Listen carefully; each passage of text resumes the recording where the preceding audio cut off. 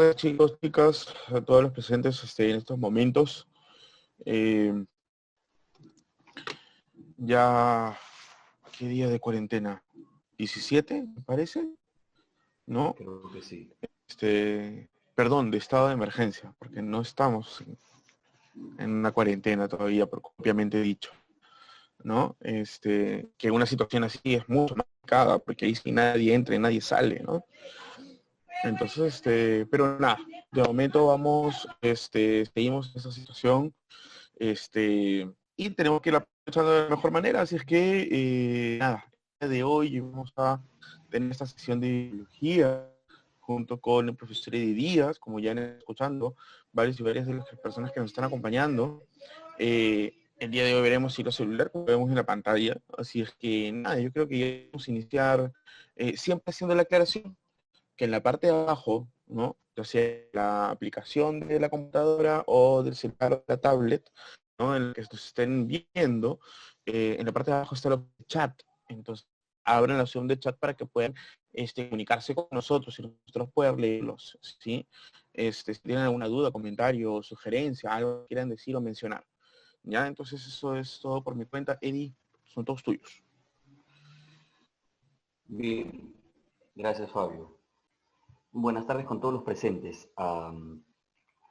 Creo que sin mayor preámbulo, empecemos a trabajar el tema de hoy, que para algunos de pronto ya sea un tema trabajado, pero creo que es importante precisar eh, ciertos elementos y sobre todo algunos aspectos comparativos que nos permitan diferenciar correctamente e identificar cada una de las etapas, ¿no? Que creo que es lo que necesitamos para los propósitos del examen de admisión y además comprender en realidad cómo van desarrollando los seres vivos. No se olviden que los seres vivos estamos formados por células, así que esta va a ser la principal unidad estructural y funcional de los seres vivos, que es la célula.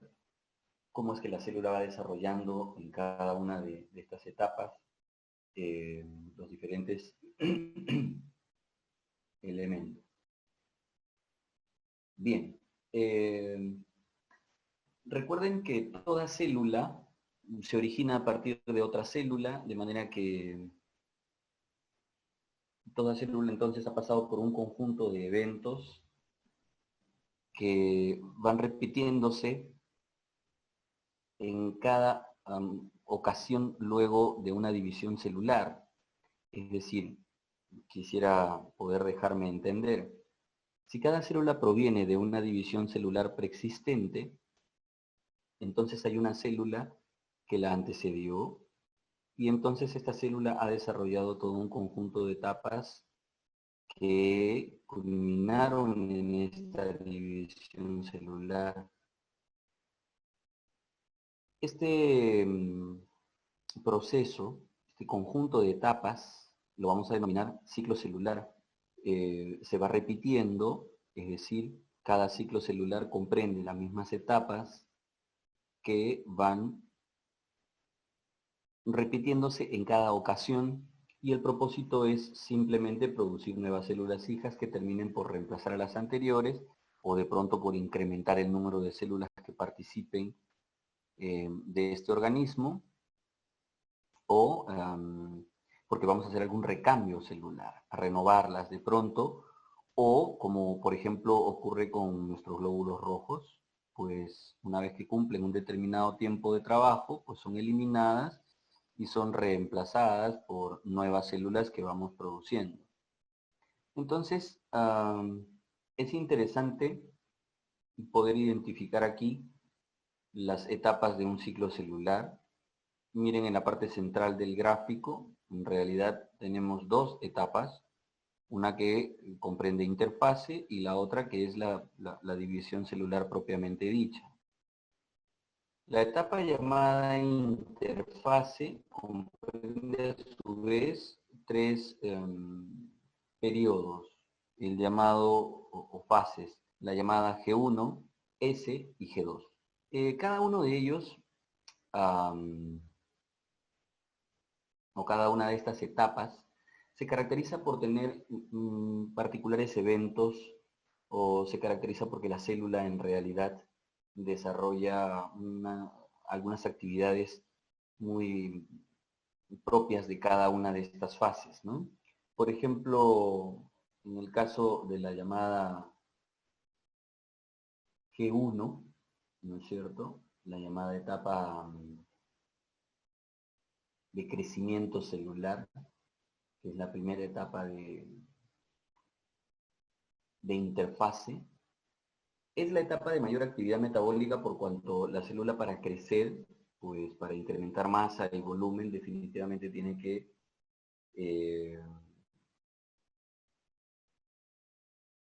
lo que debe desarrollar es producir nueva membrana, producir nuevos organelos, es decir, esta es una etapa de mucha actividad de síntesis, ¿no? De materia, fosfolípidos, proteínas, etcétera, ¿no? Incrementar masa y volumen no se consigue sino básicamente a través de muchos procesos anabólicos. Entonces, esta fase G1 en algunas células puede ser un poco más extensa que la que el gráfico nos muestra, ¿de acuerdo? Pero es la primera etapa. A continuación viene una fase S. Esta fase S es la llamada etapa de síntesis, en la cual sí, también se van a elaborar una serie de materiales, proteínas, de pronto en una menor cantidad, pero lo que fundamentalmente aquí se va a sintetizar es ARN, porque esta es la etapa en la que se replica el material genético. Es decir, la célula que de pronto tiene una cadena de ADN, al culminar este proceso va a tener dos cadenas de ADN. El proceso de replicación del ADN es importante porque nos va a permitir generar una nueva cadena de ADN, lo cual va a facilitar que la célula tenga la capacidad de dividirse ahora y formar dos células hijas iguales a ella. Imaginen que el material genético, el ADN, no se duplicara, no se replicara en esta etapa, entonces pues esta célula difícilmente podría producir dos células hijas con igual información genética entre las dos. Entonces, este proceso de replicación de ADN es precisamente el que facilita, el que permite una división celular posterior. Bueno, la replicación en sí es un proceso que vamos a ver en algunos minutos más adelante, pero esta fase S en muchas células es bastante prolongada, ¿no? De pronto un poco más que inclusive la etapa G1. Puede acortarse, sí, no hay ningún, vamos a decir, ninguna diferencia o ninguna particularidad en que de pronto esta fase S sea un poco más corta o un poco más larga que la fase G1. Y esto se debe a simplemente el tipo de célula o el tipo de organismo. No se olviden que cuando hablamos de célula, en realidad también podemos hablar de organismos. Hay organismos unicelulares. No se olviden. De pronto, bacterias, levaduras, ¿no? O protozoarios. Terminada la etapa o la fase S, la célula ahora presenta dos cadenas de ADN. El proceso de replicación, ya les repito que lo veremos en unos minutos más adelante. Pero al terminar el periodo S, esta célula tiene ya dos moléculas de ADN idénticas. Es decir, el material genético de la célula ahora se encuentra duplicado. El periodo G2 es un periodo a continuación en el que fundamentalmente vamos a sintetizar una serie de proteínas necesarias para la división celular que ya es inminente, de pronto algunas proteínas necesarias para la compactación del ADN, no se olviden que el material genético del ADN durante la división celular adopta una conformación espacial diferente a cómo se encuentra en esta etapa de interfase. Recuerden que durante interfase estamos hablando de cromatina y durante la división celular el ADN adoptará una nueva forma estructural que se denominarán cromosomas. Esta fase G2 permite entonces la fabricación de una serie de proteínas necesarias para la construcción de estos cromosomas, para la formación de los mismos. En esta fase G2, además de empezar a condensarse, como les digo previamente, ya los cromosomas, hay una síntesis interesante de ATP para afrontar la división celular. Vean ustedes que la etapa de división celular es un proceso bastante corto, ¿no? Bastante breve comparado con las demás etapas, ¿no? Y luego viene la propia división celular, que ya tendremos una comparación entre mitosis y meiosis, pero en realidad no nos interesa si esta división sea mitosis o meiosis, porque en cualquiera de los dos casos, interfase es exactamente la misma. Interfase tiene las etapas G1S y G2 iguales, así la célula se vaya a dividir por mitosis o por meiosis. ¿De acuerdo? Bien. Alonso nos pregunta si este ciclo es solo para células no sexuales. Alonso, ¿qué tal? Buenas tardes. Gracias por la pregunta. Mira, cuando nosotros hablamos de ciclo celular, como les mencionaba, toda célula tiene la capacidad de desarrollar un ciclo celular, cualquier célula. Ocurre que algunas células salen del ciclo celular y al salir del ciclo celular pierden ya la capacidad de permanecer en el ciclo y por consiguiente de dividirse. Entonces, estas células que salen del ciclo celular, ¿no? Estamos hablando de las células que van a un llamado periodo G0 o una diferenciación celular. Algunas de ellas se diferencian tan profundamente, pues, que pierden la capacidad ya de permanecer en el ciclo y por consiguiente de replicar su ADN, es decir, continuar con interfase, completar la interfase normal y poder dividirse. Entonces, en ese caso hablamos de diferenciaciones celulares que ya impiden que éstas se puedan dividir. En ese caso, pues no cumplimos el ciclo, ¿no? Pero ya ves que estas son células somáticas, pero que se dividieron, o perdón, que se especializaron, se diferenciaron y por consiguiente ya no pudieron dividirse. No es el caso de todas, pero ya ves que algunas pueden. Y sí, las que van a este periodo G0 son las que se van a diferenciar. Miren, en nuestro organismo tenemos muchísimas células diferenciadas. La gran mayoría de las llamadas células que nosotros tenemos por ahí desarrollando alguna actividad en particular, sean los diferentes glóbulos blancos, sean nuestros glóbulos rojos, sean fibroblastos, hepatocitos, miocitos, osteoblastos, osteocitos, es decir, casi todas las células de nuestro organismo están diferenciadas. Por consiguiente, son células que ellas ya no pueden dividirse, con grandes excepciones. ¿De acuerdo? Muchas excepciones hay, pero que aún, o sea, excepciones en las que, siendo células diferenciadas, se puedan dividir todavía. Las hay.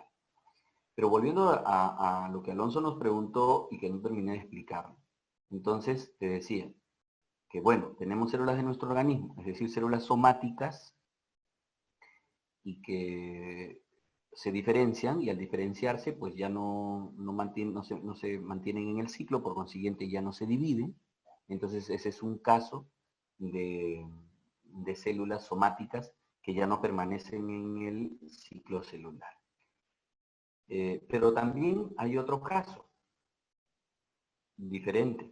Me refiero a otro grupo de células que nosotros desarrollamos los ciclos normales y de pronto hacemos divisiones celulares tipo mitosis, pero si en algún momento a algunas de estas células las dividimos por meiosis, las células que obtenemos ya no pueden desarrollar un ciclo celular. Ya no pueden porque reducimos su carga cromosómica a propósito, intencionalmente.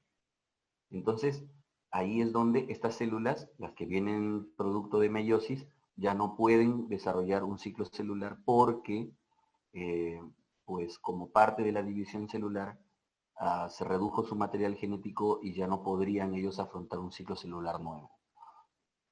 Entonces, salvo estas contadas excepciones, Alonso, todas las demás células pueden desarrollar un ciclo celular como el que estamos viendo. Espero, Alonso y Nayeli, haberles ayudado con sus preguntas. Perfecto, gracias. No, al contrario, ustedes por hacer las preguntas.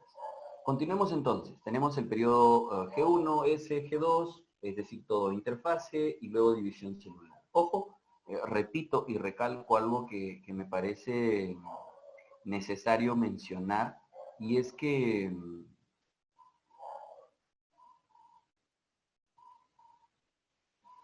no menciono solamente mitosis, digo división celular, a pesar de que el gráfico dice solo mitosis. Yo digo división celular porque el ciclo celular va a ser exactamente el mismo si es que la división celular va a ser meiosis. Ahora, como les decía, el resultado de las células que se dividan por meiosis ya no podrán desarrollar otro ciclo celular, eso es cierto. Pero las etapas previas a esta división son exactamente las mismas. Bueno, continuemos entonces. Les decía que aquí están las etapas G1, S, G2, y luego etapa de división celular, que puede ser mitosis o meiosis. Ya hemos mencionado más o menos lo que ocurría en cada una de ellas. Y me interesaría solo mencionarles un pequeño detalle respecto de estas etapas del ciclo celular. Una de las cosas que hoy en día están abocando a una enorme cantidad de estudios son estas proteínas encargadas de controlar las etapas del ciclo celular. Recuerden que las etapas del ciclo celular, cómo la célula sabe de pronto cuándo debe dejar de crecer, cuándo debe diferenciarse, en qué diferenciarse, luego cómo sabe ella cuándo debe empezar a replicar el ADN, cuándo terminó esta replicación, cuándo debe empezar a dividirse, en qué momento debe de separar su citoplasma en dos dentro de la división. Es decir, hay muchos eventos que no podrían estar libres, sin ningún tipo de coordinación y sin ningún tipo, más que de coordinación, de, digamos, a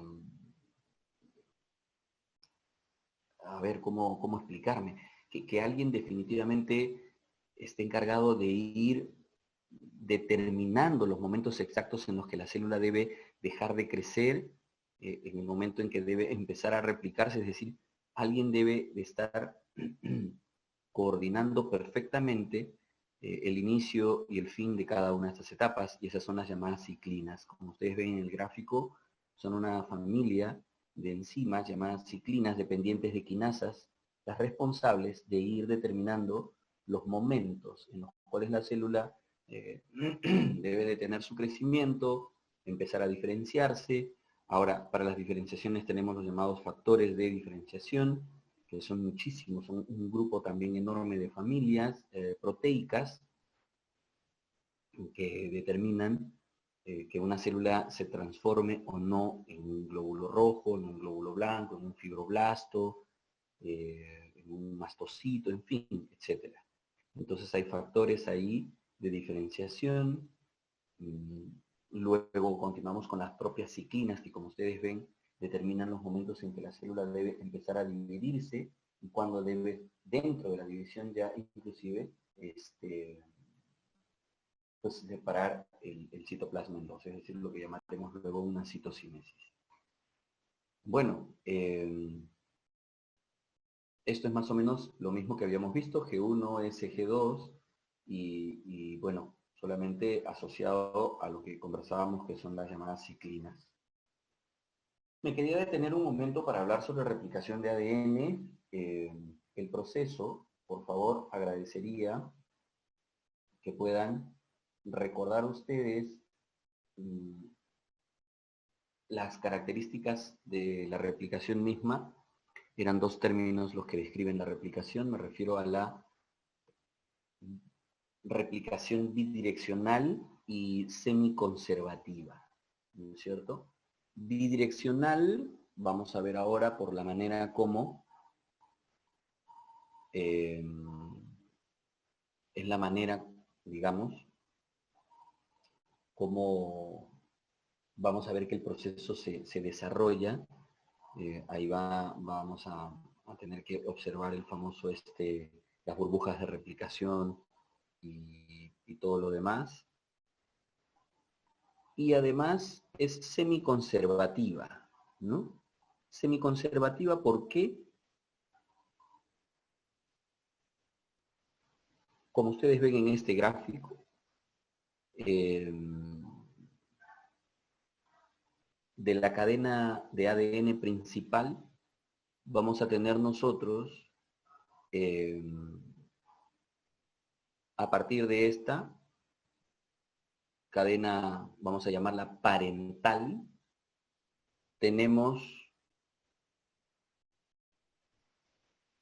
obtenemos, mejor dicho, dos cadenas de ADN exactamente iguales entre sí.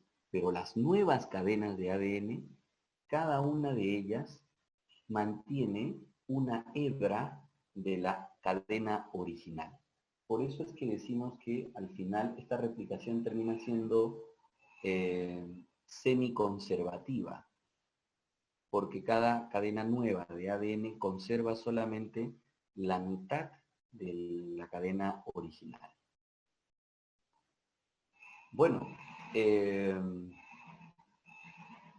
la replicación del ADN,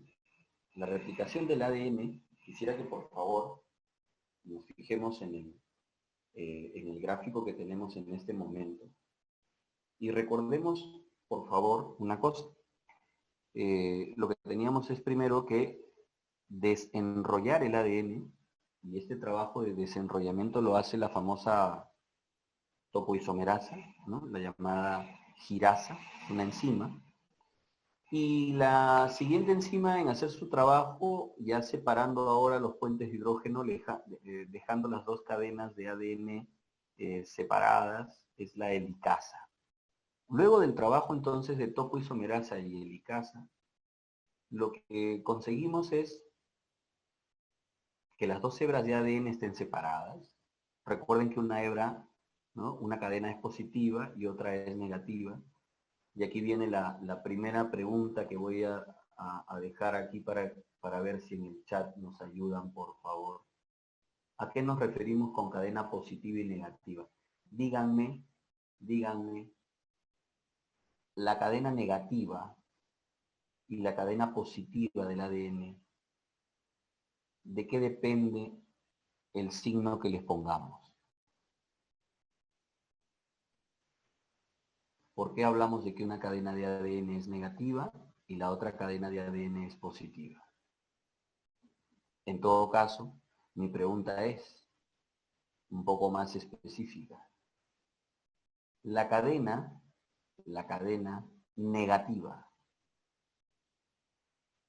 ¿qué carbono libre tiene? Y la cadena positiva, ¿qué carbono libre tiene?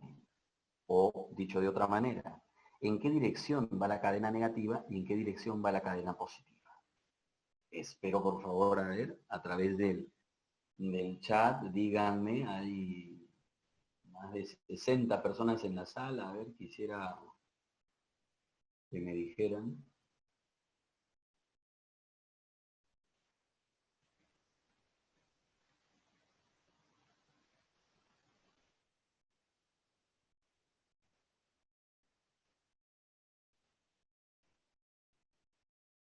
Que no lo puedo creer.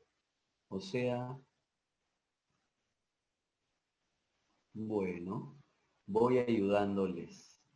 La cadena negativa, Braulio, gracias. La cadena negativa tiene el extremo libre 3'. Y la cadena positiva tiene el extremo 5' libre. O podemos decirlo de otra manera también. La cadena negativa es la que va de la dirección 3' al 5'. Y la positiva es la que va del 5 al 3. Sí, Nayeli, las llamamos así, positiva y negativa, porque ya sabemos nosotros que la cadena negativa es la que tiene el extremo 3' libre y la cadena positiva es la que tiene el extremo 5' libre. ¿Por qué interesan las direcciones? Ahora veremos por qué es importante tener presente la dirección en la que va cada una de las cadenas para luego saber más o menos el resultado de lo que se va a trabajar a continuación. Entonces, después, volviendo al gráfico, después entonces de que trabajó topoisomerasa y helicasa, después de este trabajo ya tenemos las dos hebras libres. Me refiero a la cadena positiva y a la cadena negativa. Para este proceso de replicación de ADN vamos a utilizar ambas cadenas. Como usted ve en este gráfico, ambas cadenas van a ser usadas para la replicación del ADN. Vamos a construir una cadena nueva complementaria a cada una de ellas. El detalle está en que la construcción de esta cadena complementaria para cada una de ellas va a tener una particularidad. Un momento, Matías nos pregunta algo. ¿Qué función tiene el emparejamiento complementario de bases de la replicación del ADN? Bien, Matías, eso es lo que precisamente vamos a utilizar a continuación. Estaba, si recuerdas, mencionando de que lo que vamos a hacer ahora, una vez que hemos separado ambas cadenas, es utilizar a cada una de ellas para construir una cadena, como te repito, complementaria. Ojo, construir una cadena complementaria a cada una. Miren el gráfico. ¿Se han dado cuenta que la cadena parental son las dos hebras en color azul? ¿Estamos de acuerdo? Las dos hebras en color azul. Y las que estamos construyendo son las que están en color rojo. ¿Me estoy dejando entender? Las que estamos construyendo son las que están en color rojo. ¿Y cómo las construimos? Pues así como Matías nos dice, de manera complementaria. Es decir, imagínense, si yo tengo en la cadena de color azul, ¿no? en la cadena parental, tengo la base nitrogenada adenina. ¿Qué cosa voy a colocar en la cadena nueva que estoy construyendo, en la roja? ¿Qué voy a colocar complementaria? ¿Cuál es la base nitrogenada complementaria a adenina?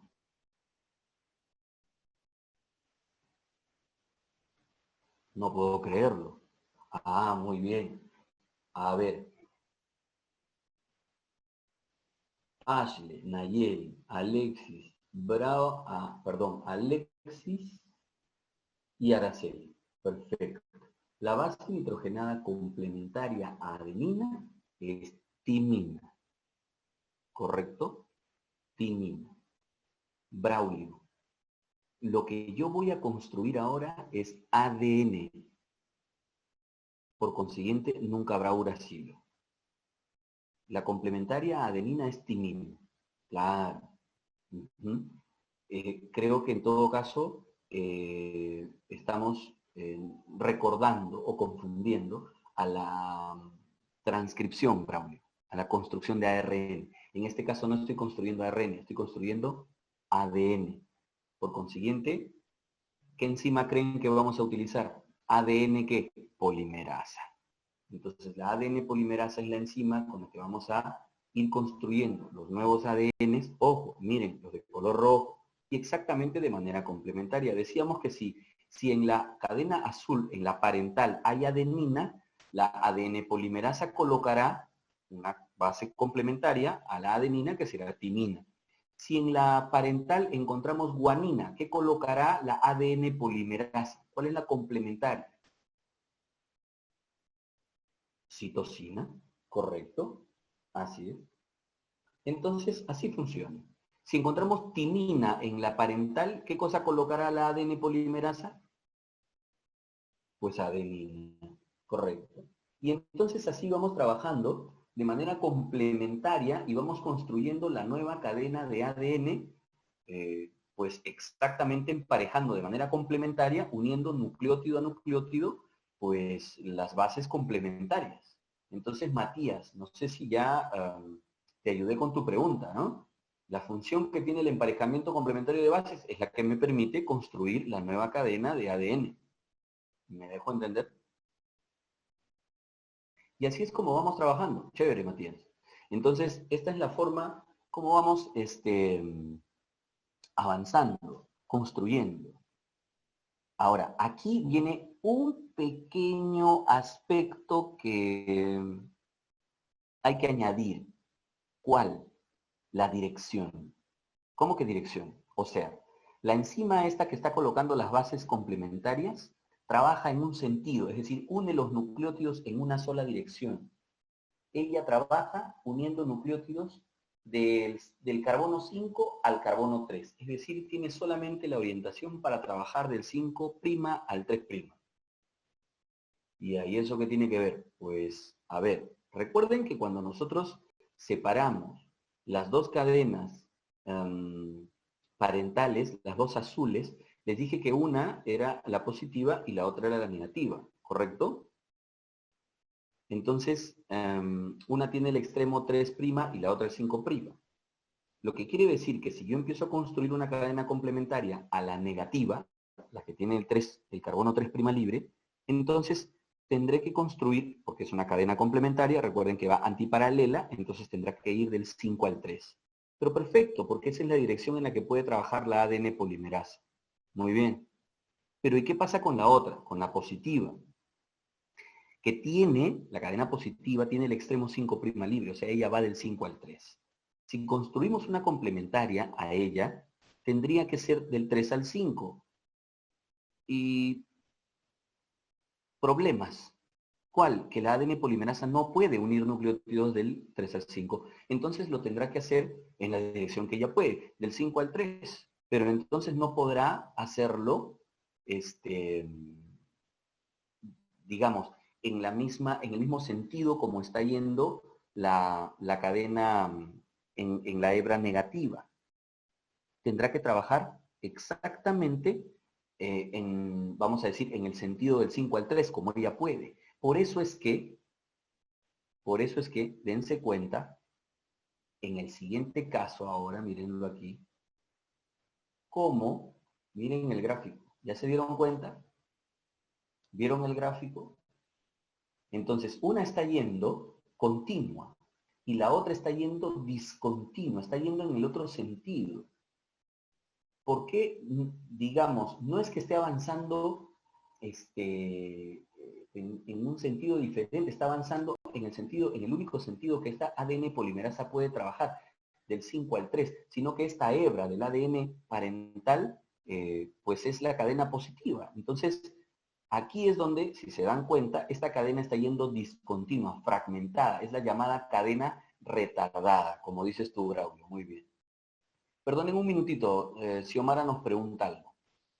Este es un proceso de síntesis, por tanto necesitan energía. ¿Qué tipo de ergomolécula interviene en este proceso? Uy, a ver, ¿cómo decírtelo, Xiomara? Voy a decírtelo así, son nucleótidos energéticos también. ¿Recuerdas que el ATP es un nucleótido energético? ¿Cierto? El adenosín trifosfato. Entonces, aquí también trabajan nucleótidos energéticos. ¿De acuerdo? También son ATPs y otros nucleótidos energéticos más.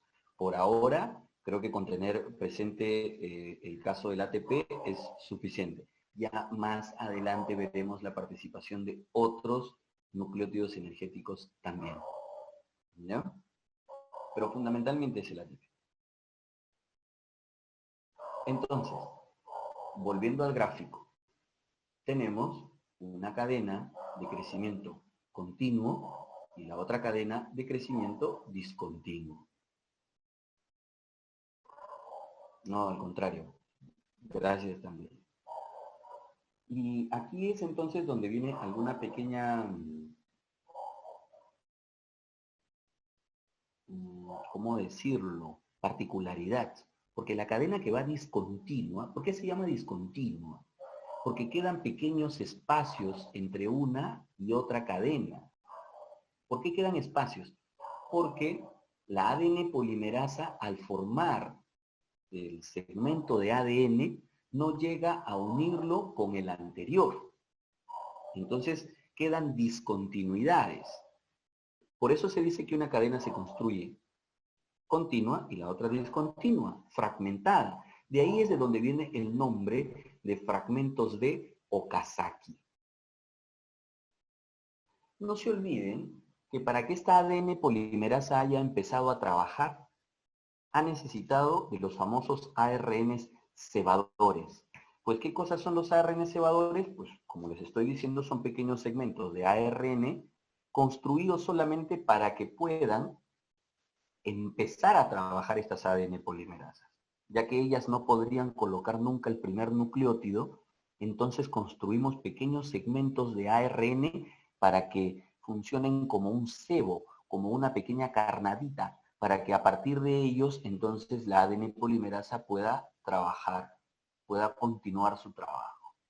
Entonces, resulta que la cadena continua también tiene su cebador al inicio, pero las discontinuas, entonces, la cadena discontinua está fragmentada y cada fragmento tiene su propio cebador.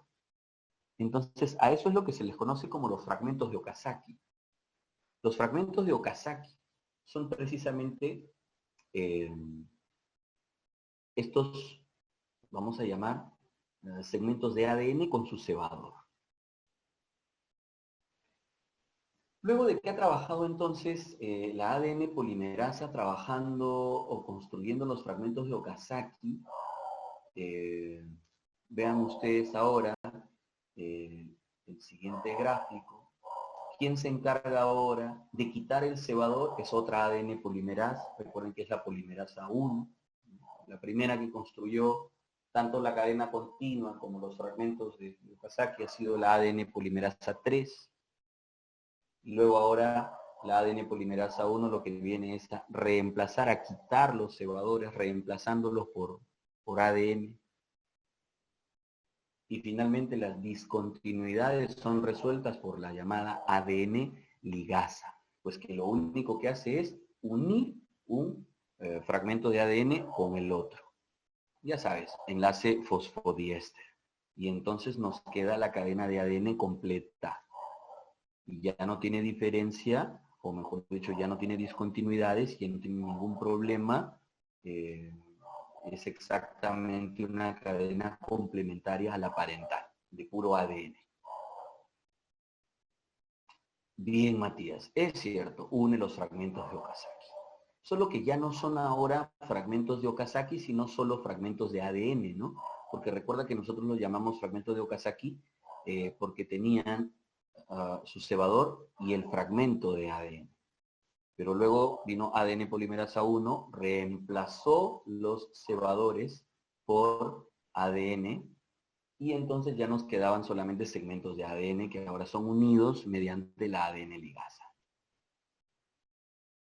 Y listo. Entonces, dense cuenta cómo hemos avanzado en un extremo. Ahora piensen que esto en realidad ocurre de manera bidireccional. Me refiero a que esta burbuja de replicación, así como estamos avanzando en el gráfico número 3 hacia la derecha, también avanzaríamos hacia la izquierda, hacia el otro extremo del ADN, y ahí se van formando las llamadas burbujas de replicación, conocidos también como replicones, ¿no? Y bueno, así es como tenemos entonces que el proceso de replicación es bidireccional y es semiconservativo. Antes de continuar ya ahora propiamente con las divisiones celulares, lo que me gustaría es, en todo caso, que me dijeran si tienen alguna pregunta sobre replicación de ADN.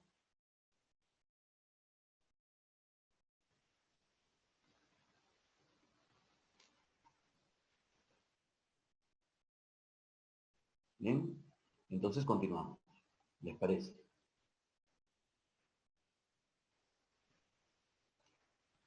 Mitosis. A ver.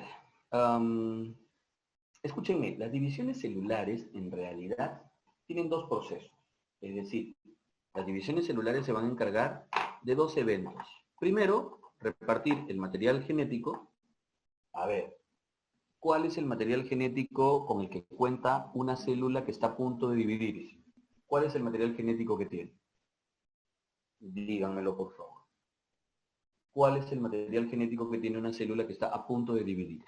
¿Cuál es? O sea, tiene un ADN, una célula que está a punto de dividirse, tiene su cadena de ADN, o es que tiene dos cadenas de ADN. Alison nos dice 2N. Ashley nos dice dos cadenas de ADN. Romina, dos. ¿Dos qué, Romina? 2 kilos, dos electrones, 2 Langley. Ah, dos cadenas P. Ya, bien, ya está bien, está bien. Escúchenme, Alison, 2N es la cantidad de cromosomas. Pero, claro, porque recuerda, yo puedo tener una célula que se va a dividir por mitosis y que sea N también.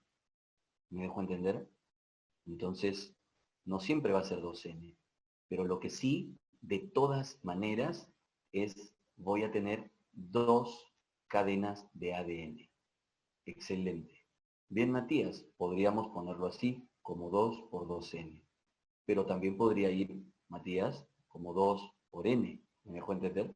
O sea, yo creo que lo que sí debemos tener claro es que tenemos dos cadenas de ADN, porque la célula que ha llegado a dividirse ha pasado por replicación de ADN y ha sacado una copia del ADN que tenía. ¿De acuerdo? Excelente. Gracias. Entonces, el reparto del material nuclear se va a denominar cariocinesis. Y el reparto del material citoplasmático lo vamos a denominar citocinesis. Los dos repartos son los fundamentales eventos de división celular. ¿En qué se diferencia mitosis de meiosis? Principalmente en la cariocinesis, es decir, en cómo reparte el material nuclear. Porque las citocinesis son prácticamente las mismas. Me refiero a que el citoplasma se va a separar en dos células hijas y punto. Pero la manera como se reparta el material genético, eso sí es diferente. Miren, en el caso, por ejemplo, de mitosis, lo que buscamos es, tenemos dos cadenas de ADN, perfecto. Bueno, una cadena de ADN va a ir a una célula hija y la otra cadena de ADN va a ir para la otra célula hija. De tal manera que las células hijas van a ser iguales entre sí, van a tener la misma información genética y punto. En cambio, meiosis dice, no, yo voy a reducir la información a la mitad. Es decir, si la célula es 2N, las células hijas van a ser N. Y ojo, además, lo que yo voy a hacer es generar combinaciones genéticas diferentes. ¿Y cómo voy a hacer eso? Bueno, resulta que si tú eres 2N es porque precisamente tienes dos juegos de información genética. Por eso eres 2N. Ese N significa el juego de información genética, el juego cromosómico que tienes. En nuestro caso, por ejemplo, ese N, ¿cuánto significa? ¿Cuántos cromosomas tiene nuestro juego cromosómico? Ya que somos humanos, ¿no? Este N, para nosotros, ¿cuántos cromosomas significa?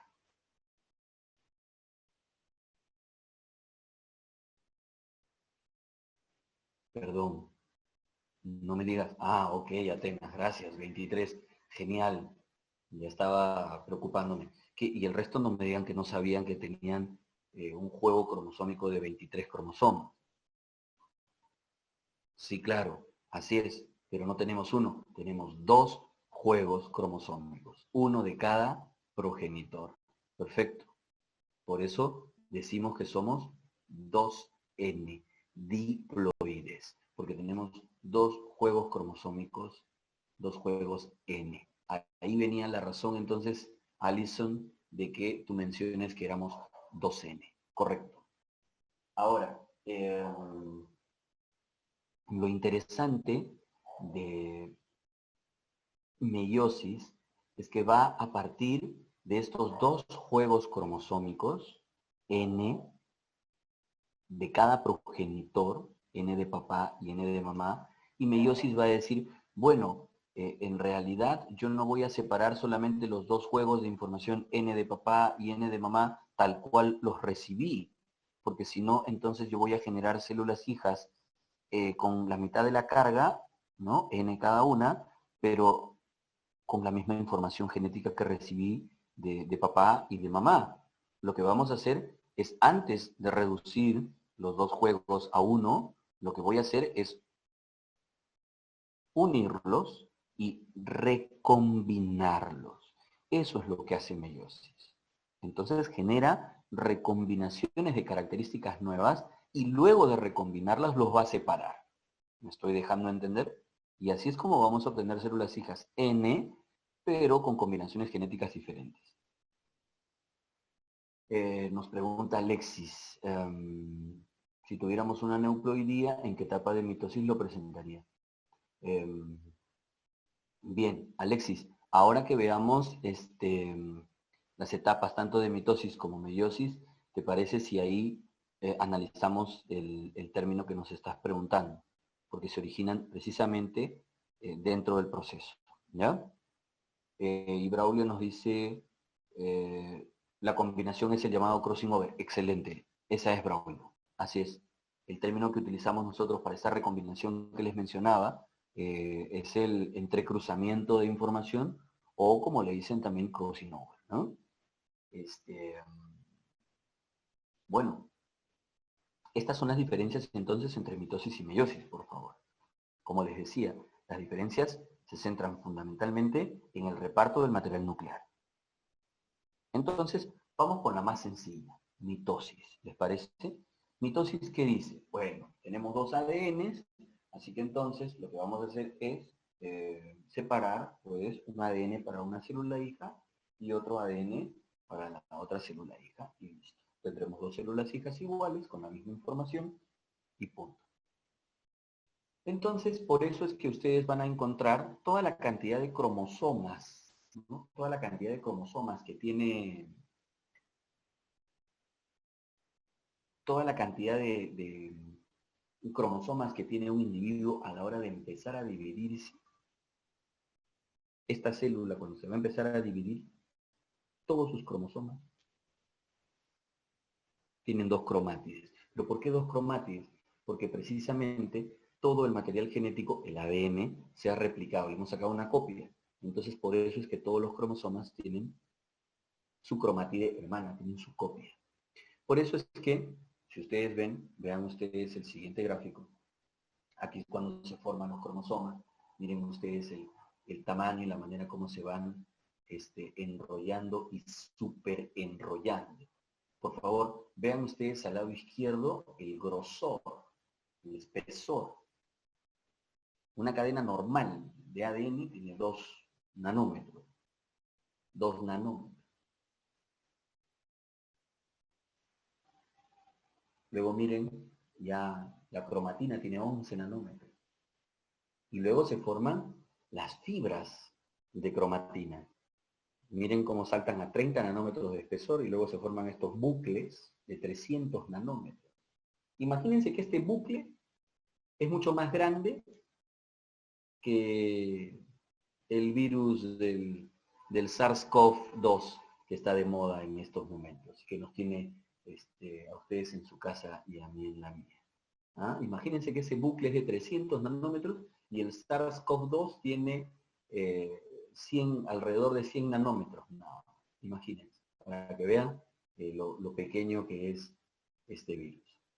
Y bueno, miren cómo luego estos bucles terminan formando espirales de condensación, miren ya de 700 nanómetros. Y finalmente se forman los cromosomas de 1400 nanómetros. ¿Mm? Bueno, esto es interesante porque ya nos acercamos al tamaño de las micras, ¿no?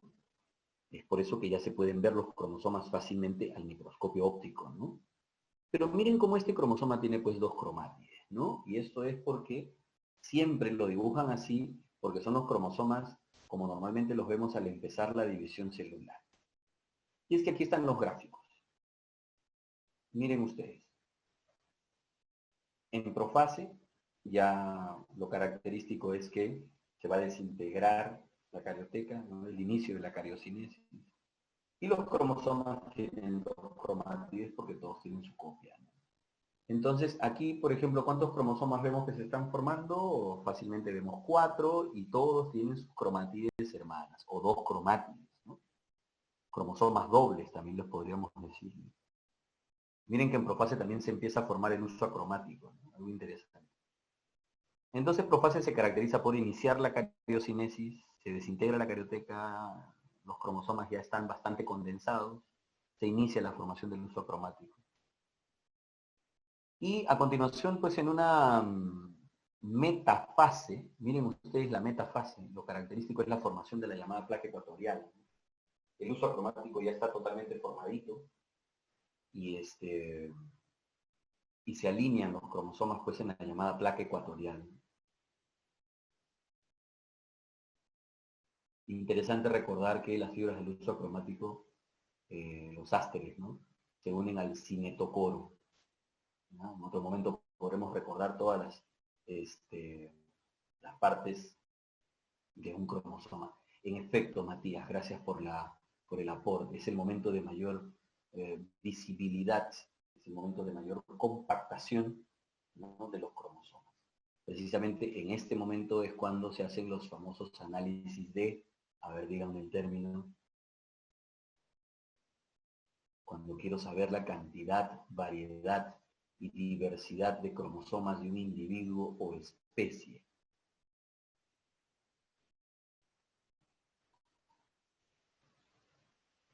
3, 2, 1, 0. Cariotipo. El análisis cariotípico se hace precisamente en metafase. Es claro, el momento en el que me permite descartar la presencia o no, como dices tú, Matías, de aneuploidías, correcto. Pero el análisis y el estudio se llama cariotipo. Miren en anafase, ¿qué está ocurriendo en anafase? Se separan las cromátides hermanas, precisamente estamos llevándonos o separando las copias, ¿sí o no? Entonces me estoy llevando con las 4 cromátides que están yendo hacia la parte superior, un ADN, y con las 4 cromátides que están yendo en la parte inferior, pues me estoy llevando el otro ADN. Estoy separando las copias. Anafase se caracteriza por la separación de cromátides hermanas. Es el momento en el que estoy separando los dos ADN que teníamos replicados. Y finalmente en telofase, ¿no? Es cuando tenemos ya, miren ustedes, los 4 cromosomas, se está restableciendo, recomponiendo, restituyendo, restaurando la carioteca. Es cuando estamos finalizando cariocinesis, ¿no? Va a aparecer nuevamente nucleolo y van a descondensarse los cromosomas y luego tendremos ya nuevamente cromatina, ¿no? Entonces, aquí culmina cariocinesis. Pero curiosamente, en telofase es donde se produce la citocinesis. Me estoy refiriendo a la separación del citoplasma ya en dos células hijas. Lo interesante es que esta citocinesis, recuerden que habían diferencias en el caso vegetal y en el caso animal, ¿no es cierto?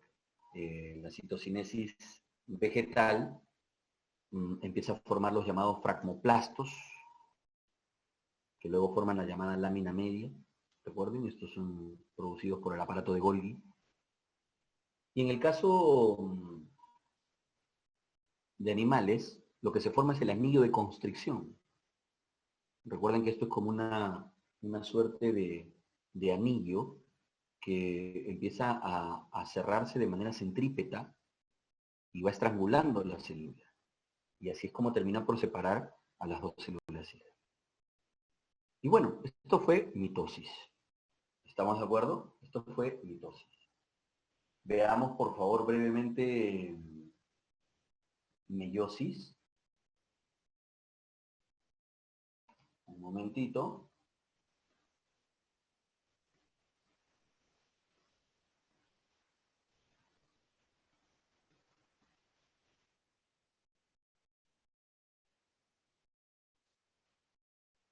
Y ya continuamos ahora con...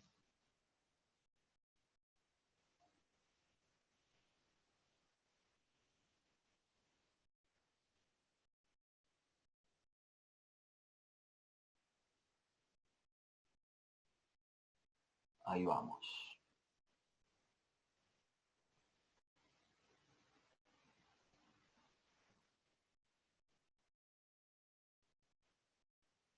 Listo. Díganme que ya lo tienen en pantalla.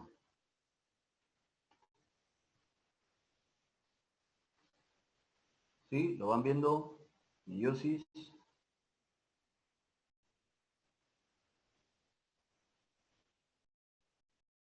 Bien, perfecto. Entonces, meiosis comprende dos divisiones en realidad eh, consecutivas. Cuando digo divisiones no es que sean divisiones independientes. Eso es algo que hay que tener bastante cuidado, por favor, porque no se trata de dos divisiones independientes, sino que las dos más bien son etapas de una sola, ¿no? De una misma división. ¿De acuerdo? Eh,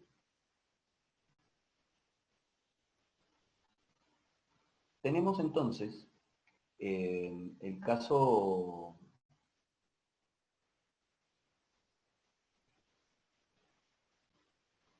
Oh, Marcelo, perdóname, me hablabas. Sí, yo les voy a enviar estos PPTs a través de la meta para que los tengan y los puedan tener. Inclusive ahora vamos a ver algunas animaciones y de pronto por ahí que podemos aprovechar ello también. ¿De acuerdo? Ya. Eh,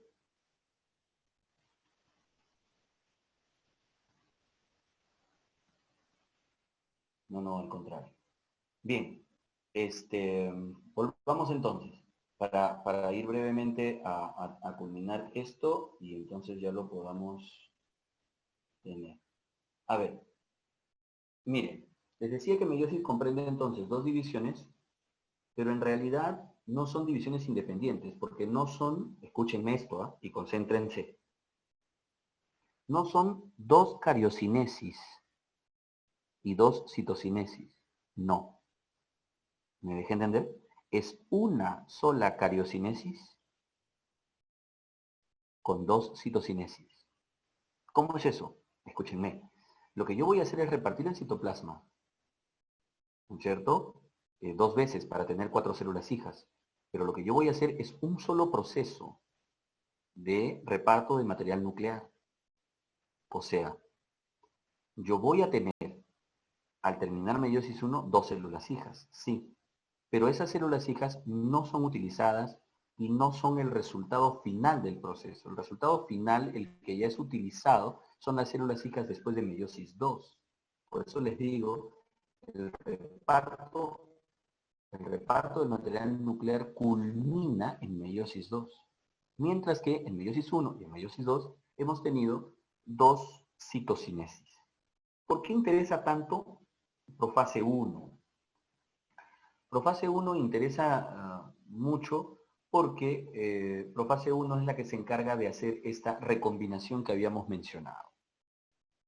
Miren ustedes aquí en este esquema, como les digo, Profase 1 es la que se encarga de aparear y entrecruzar los llamados cromosomas homólogos. ¿Cuáles eran los cromosomas homólogos? Pues los que, recuerden, nosotros dijimos que somos 2n, que es la cantidad de cromosomas que tenemos, es 2n, porque tenemos dos juegos n. Entonces, ahí están los cromosomas homólogos. El juego N de papá y el juego N de mamá, entre ellos son homólogos. Ojo, ¿habían cromosomas homólogos en el caso de mitosis? Sí habían, estaban ahí. Pero entonces, ¿por qué no los mencionamos? Porque a mitosis no le importaba eso. En cambio, en meiosis sí, porque meiosis dice, hey, un momento, yo tengo al empezar una carga 2N y voy a terminar con células hijas N. Ah, bacán, separa entonces, si tienes 2N, separa N y otro juego N. El N que te dio tu papá, el N que te dio tu mamá, sepáralos y ya está. Sí, pero no voy a separarlos con la misma información genética que yo recibí de mis padres. Entonces, por eso lo que voy a hacer es juntar el N de papá con el N de mamá, a eso se llaman cromosomas homólogos, y los voy a recombinar. Eso es lo que hace profase 1. Recuerden que profase 1 tenía leptoteno, cigoteno, paquiteno, diploteno, diacinesis, ¿no? Y las clásicas palabritas asociadas. Leptoteno con el caso de el buquet, ¿no? Que se forman pues los cromosomas, se empiezan a condensar. En el cigoteno es donde se aparean las sinapsis, ¿no es cierto? El apareamiento de cromosomas homólogos. Luego tenemos en paquiteno, pues el entrecruzamiento, el famoso crossing over. Y luego en el diploteno es cuando se forman los llamados quiasmas, que son precisamente las evidencias, ¿no? Del apareamiento que han habido entre los cromosomas homólogos para esa recombinación.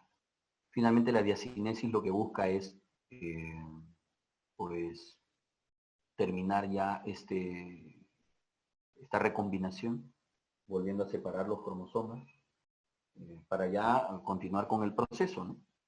Es decir, diacinesis ya me permite tener los cromosomas independientes, ojo, cromosomas dobles, ¿no? Pero recombinados. Aquí las cromátides hermanas, las voy a seguir llamando hermanas, aunque ya sé que no son exactamente iguales, ¿no? Porque se han recombinado. Entonces, aquí es donde he logrado generar recombinación de características entre las que recibí de papá y las que recibí de mamá. Pero estas no me sirven a mí. Recuerden, señores, yo estoy haciendo esta recombinación porque estoy fabricando células haploides que las voy a utilizar, en el caso de animales, para producir directamente gametos. ¿De acuerdo? Directamente gametos. Y acabo de hacer esta salvedad porque en plantas y en otros organismos va a ser diferente. No es que no sirva o que no se use igual, se usa, pero yo estoy hablando en el caso de animales porque el resultado directamente van a ser los gametos. Entonces, por eso es que resulta que los gametos nunca tienen combinaciones genéticas iguales. Así es como garantizamos que la reproducción sexual, entonces, por más que dos progenitores tengan 20, 100, 4.000, 10.000, 80.000 descendientes, pues la probabilidad de que se generen combinaciones genéticas iguales es casi imposible por la gran aleatoriedad que tiene esta recombinación. Además, a eso súmale que tú como progenitor pones un gameto. Falta que se encuentre con otro gameto de otro progenitor. Y para que entonces dos gametos tengan la misma combinación genética, ya de por sí eso es una probabilidad muy baja. Y todavía que se junte con otro gameto con la misma combinación que el anterior, nada, olvídense. La reproducción sexual trae esta novedad, la recombinación genética, la variabilidad genética dentro de una especie. Eso es lo interesante. Y bueno, cerrando entonces ya meiosis también. Profase 1 se encargó de la recombinación. Metafase 1 forma la llamada placa ecuatorial doble. Volvamos un momento, por favor, aquí a meiosis 1. No sé si ya lo tienen ahí. Les decía que meiosis 1, en profase 1 ya se hizo la recombinación, en metafase 1 se forma la placa ecuatorial doble, en anafase 1 lo que hacemos es separar cromosomas homólogos, es decir, el juego N de papá y el juego N de mamá terminan separándose. Por eso algunos mencionan que esta anafase 1 es el momento, el verdadero momento donde se separan, se reducen las cargas, ¿no? Y finalmente telofase 1. Ojo, miren que el resultado en telofase 1 son células hijas que tienen un juego cromosómico, N, pero que todavía tienen cromátides dobles, cromátides hermanas, que ya sabemos que no son iguales, obviamente. Ya sabemos que no son iguales, ¿no? No son iguales, ¿por qué? Porque se han recombinado. Pero las seguimos llamando hermanas, o sí, claro, porque están unidas por el centrómero, ¿no? Y bueno, viene intercinesis, que es el periodo comprendido entre meiosis 1 y meiosis 2, que lo único que busca en realidad es eh, primero volver a duplicar centriolos, una pequeña síntesis de ATP y nada, pues empezar nuevamente con meiosis 2, continuar con el proceso, con la segunda citocinesis, continuar con la misma cariocinesis. Entonces, profase 2 ahora ya no recombina. Además, ¿qué podría recombinar si cada célula tiene un solo juego cromosómico? Cada célula ya no tiene cromosomas homólogos. No habría forma de recombinar características. Es una diferencia interesante entre profase 1 y 2. Metafase 2, miren ustedes, se forma placa ecuatorial simple, ¿no? A diferencia de la placa doble en metafase 1. Y ahora en esta anafase 2 lo que se separan son las cromátides hermanas. Me llevo un juego N separado de las cromátides hermanas que también tenían otro juego N, pero que ahora ya se han hecho combinaciones diferentes gracias al entrecruzamiento. Entonces, anafase 2 separa cromátides hermanas, anafase 1 separó cromosomas homólogos. Y luego el resultado en telofase, entonces aquí están las 4 células hijas, haploides y con cromosomas simples. ¿Estamos de acuerdo? Aquí tenemos una pequeña comparación entre mitosis y meiosis. Calma, porque de pronto lo veremos en unas pequeñas animaciones por ahora. Y gametogénesis lo dejamos para luego trabajarlo. Permítanme compartirles algunas cosas más. A ver. Bien.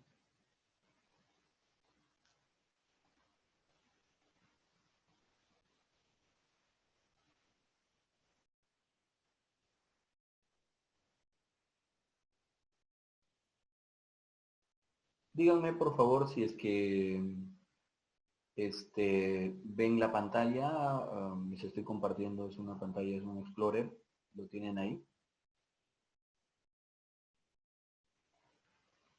Oh, gracias. Tu aporte. Nos decías que se visualizan los bivalentes en diacinesis. En realidad, ¿a quiénes les dicen bivalentes? Les dicen a aquellos que ya cada cromosoma se unió con su homólogo.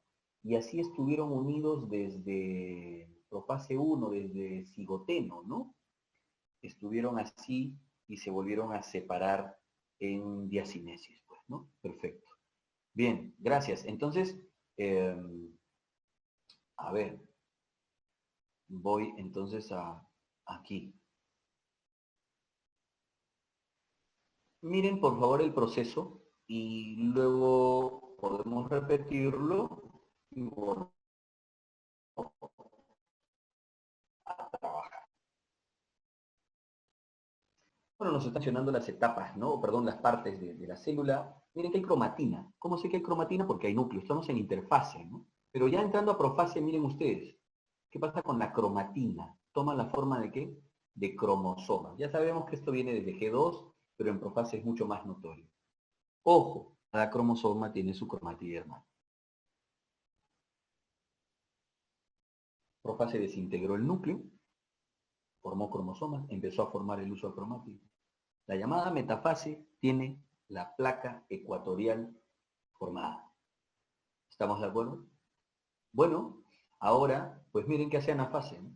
Anafase separa las cromátides hermanas. Me estoy llevando un ADN para cada uno de los extremos. Y ahora, en telofase, pues vendrá la citocinesis, ¿no? Es decir, la separación ya de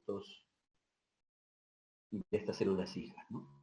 Eso acompañado también de la recomposición o restitución de la carioteca, o sea, de los núcleos. Por eso es que ahí decimos que culmina en telofase la cariocinesis, porque se restituyen, se recomponen los núcleos.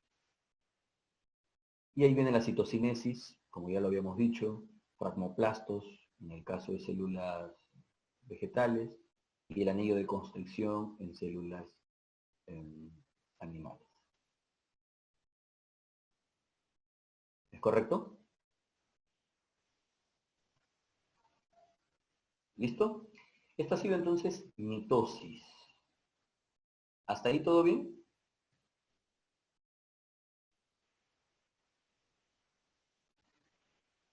A ver, un momentito, recién veo esto. Juan Cayo nos dice, profe, una duda, ¿el epidídimo qué era? Ajá, el epidídimo es la estructura donde terminan de madurar las espermátides, es decir, donde se produce la espermiogénesis, cuando pasábamos de espermátide a espermatozoide. ¿De acuerdo? Así que no seas tan cruel, Dalila, con visto. A ver, Alexis dice, situado en la parte posterior de la gónada. Sí, es cierto, está ubicada, el epidídimo está ubicado por encima y por fuera del testículo. Correcto. Así es. Bien, ¿todo bien con la animación de mitosis? Matías nos dice, acá es donde se afectan las anomalías.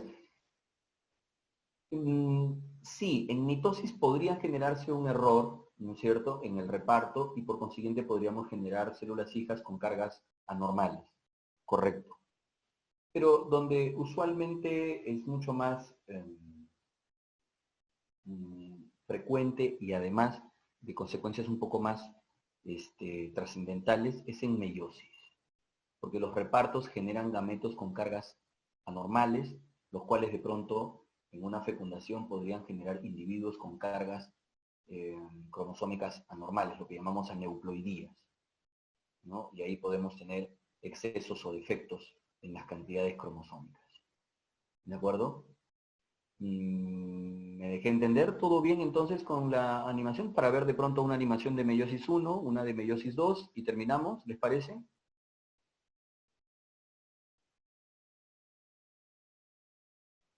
Perfecto. Bien. Ajá. Entonces, vamos aquí. A ver. ¿Ya ven ahora la de meiosis 1? ¿Sí? ¿La tienen? ¿La visualizan? Meiosis 1 en la pantalla. ¿Sí? Bien. Gracias, Gabriela. Entonces, vamos con meiosis 1. Obviamente empieza profase 1. Recuerden que profase 1 era la más larga, ¿no? La que tenía la condensación de cromosomas, el apareamiento, recombinación, etc. Entonces, estamos en profase 1. Ojo, en leptoteno, lo que vamos a tener en leptoteno entonces, es la condensación de los cromosomas. Miren, nuevamente cada cromosoma con su cromátide hermana. Y aquí hago una pregunta rapidita, cortita. Justo lo bonito es que puedo hacer una pausa. Aquí necesito que me digan cuántos cromosomas tiene un juego N de la célula que estamos viendo en pantalla. Repito, ¿cuántos cromosomas tiene un juego N de la célula que estamos viendo en pantalla?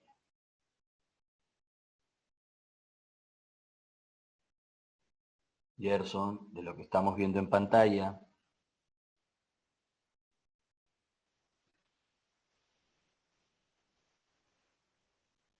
Repito la pregunta porque a lo mejor no me dejé entender. Estoy preguntando por la célula que vemos en pantalla. ¿Cuántos cromosomas ven ustedes en total ahí? 1, 2, 3, 4, 5, 6, ¿cierto? 6, con sus cromátides hermanas, pues sí o no. ¿Aló? ¿Está bien? Ya, ahora mi pregunta es, ¿cuántos cromosomas tiene cada juego N de la célula que estamos viendo en pantalla? Bien, Marcelo. Alison, correcto. Marcelo, en efecto, la cantidad era 6, pero 2N es 6. Y yo les estoy preguntando por el juego N. El juego N tendría que ser 3. Correcto. Gracias, Alexandra. Perfecto. ¿Y por qué hago esa pregunta? Porque entonces te lo podría preguntar de la siguiente manera.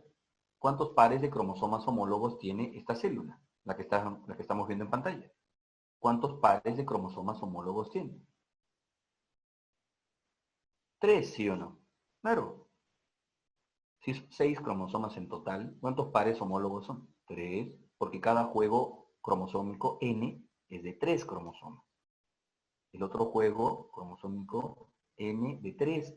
Entonces, ¿cuántos pares de cromosomas homólogos tenemos? Pues 3. ¿Estamos de acuerdo? Ahora sí. Sigamos entonces con la animación. En cigoteno, recuerden que en cigoteno se aparean los cromosomas homólogos. Ahora miren ustedes cómo están. ¿Vieron? ¿Cuántos pares de cromosomas homólogos hay? 3. Por eso se han apareado 3 pares de cromosomas homólogos. ¿Listo? Y ahora viene paquiteno, el entrecruzamiento. Ahí está el entrecruzamiento. Ahora viene el diploteno y finalmente la diacinesis. Termina profase 1, ahora viene metafase 1. Miren que metafase forma placa ecuatorial doble, ¿no? Vamos a aprovechar que cada cromosoma ya tiene su homólogo apareadito ahí, frente a frente, y se forma una placa ecuatorial doble.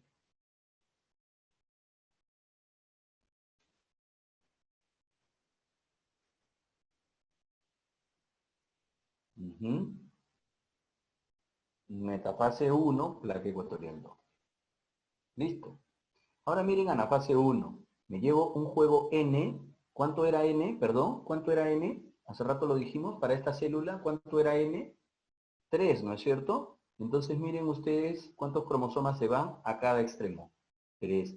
Pero no se van cualquier grupo de 3. Se va un cromosoma 1, un cromosoma 2 y un cromosoma, o sea, un juego N a cada célula hija. Anafase 1 separa cromosomas homólogos. ¿De acuerdo? Y finalmente tenemos entonces telofase 1 que nos permite separar ya estas dos células hijas, cada una con una carga N, pero con cromosomas dobles todavía. Y ya está, ¿correcto? Ahí culmina anafase 1. Miren que las células cada una es haploide, en un juego N de 3 cromosomas cada uno. ¿Estamos de acuerdo?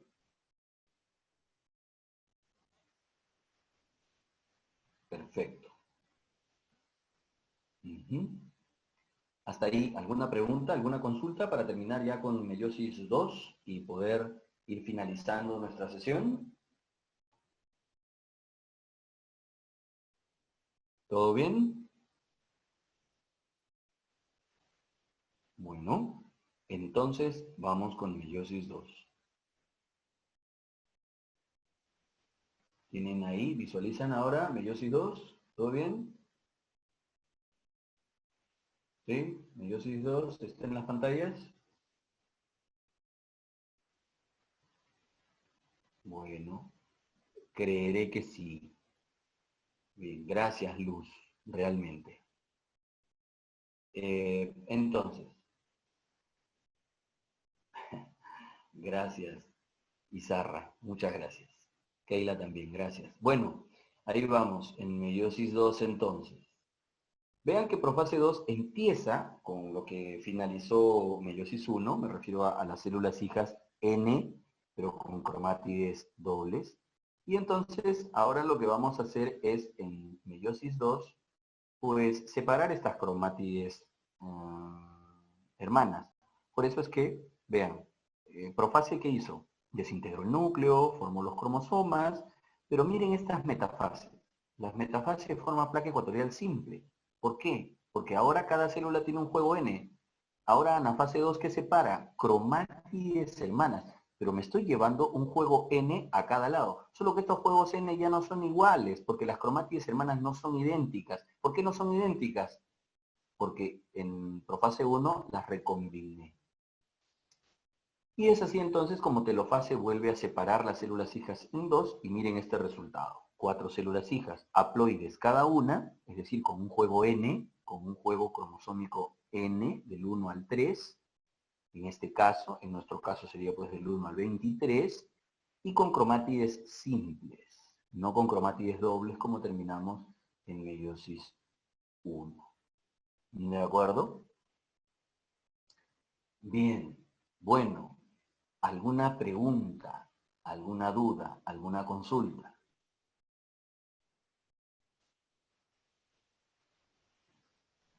Me alegra, Person, haber ayudado, de verdad que sí, qué bueno.